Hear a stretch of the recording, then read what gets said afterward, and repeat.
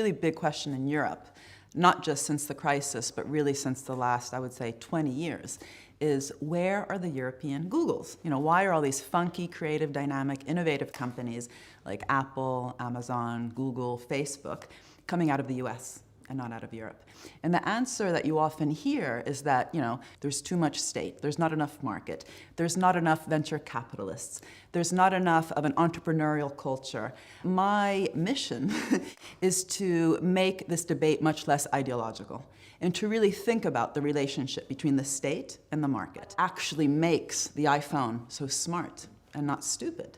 Well, it's revolutionary technologies that were actually funded by government, from the internet to GPS, touchscreen display, that as well was funded by government, as was Siri, the new voice-activated personal assistant on the iPhone 5. Companies have become increasingly short-termist, increasingly spending their profits on financialized practices which are just boosting their stock prices and not making these long-run committed investments in areas like research and development and human capital formation. Because all of these innovations actually took about 15 to 20 years to come about.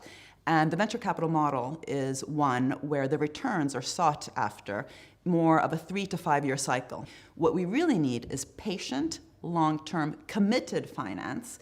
And what we find around the world, from Singapore, Korea, and Silicon Valley, it's often been public funding agencies that have provided this patient finance. We've gone from having symbiotic public-private partnerships, where the public and private sector were co-investing together, into the big new opportunities of the future, into increasingly parasitic relationships, where we are socializing the risk in different types of open innovation systems, but privatizing the reward.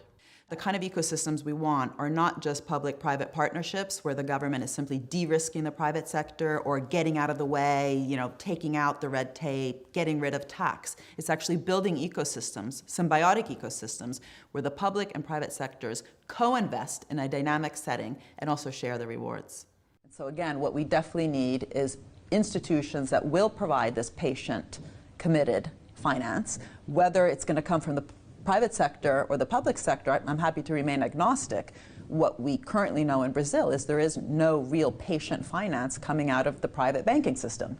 So if Brazil simply wants to compete worldwide through, say, an Irish kind of strategy, which is, almost enterprise zone, come here, capital, we have, low tax or whatever, that's one thing. But if it wants to actually compete through innovation, and compete by producing the kinds of high-quality products and services that the world eventually will buy, then it really needs to think strategically about its industrial strategy, its innovation policy, and how to become competitive.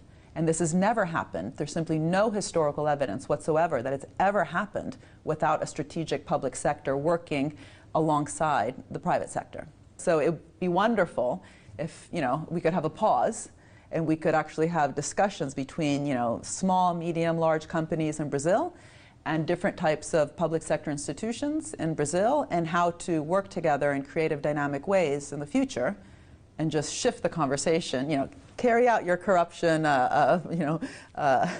procedures, fine. Obviously, that needs to be sorted, but let's look up a minute and think about what are the new societal and technological challenges that the country can face with the dynamic network of different public and private actors.